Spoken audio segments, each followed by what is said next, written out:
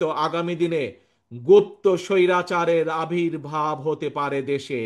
আমরা যদি সকলে আজকে ঐক্যবদ্ধ না হই, আমরা যদি গণতান্ত্রিক শক্তিগুলো সব ঐক্যবদ্ধ না হই, আমরা যদি দেশের জনগণকে আজকে ঐক্যবদ্ধ করতে না পারি, তাহলে দেশ স্বাধীনের পরে যেভাবে স্বৈরাচার চেপে বসেছিল, তাহলে 2008 সালে তথাকথিত নির্বাচন দিয়ে, 111-এর পরে তথাকথিত নির্বাচন দিয়ে যেভাবে স্বৈরাচার ফ্যাসিস্ট দেশের কাঁধে চেপে বসেছিল, যদি আমরা জনগণকে বুঝাতে সক্ষম না হই, যদি আমরা ঐক্যবদ্ধ না হই প্রিয় ভাই বোনেরা, তাহলে বলা যায় না, হয়তো আগামী দিনে গুপ্ত স্বৈরাচারের আবির্ভাব হতে পারে দেশে।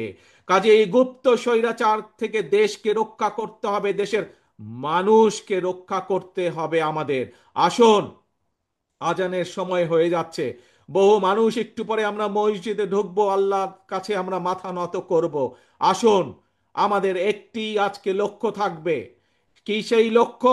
সেই লক্ষ্য হচ্ছে আমরা বিএনপির প্রতিটি নেতাকর্মী এই সম্মেলন অনুষ্ঠানে উপস্থিত সহ সমগ্র বাংলাদেশের বিএনপির প্রতিটি নেতাকর্মী আজ থেকে আমরা সকল ভেদাভেদ ভুলে আমরা আজকে ঐক্যবদ্ধ হতে হবে।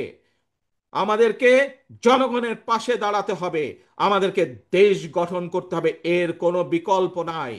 দেশকে যদি গঠন করতে হয়, আমাদেরকে ঐক্যবদ্ধ হতে হবে, ঐক্যবদ্ধ হবার আমাদের আর কোনো বিকল্প নাই।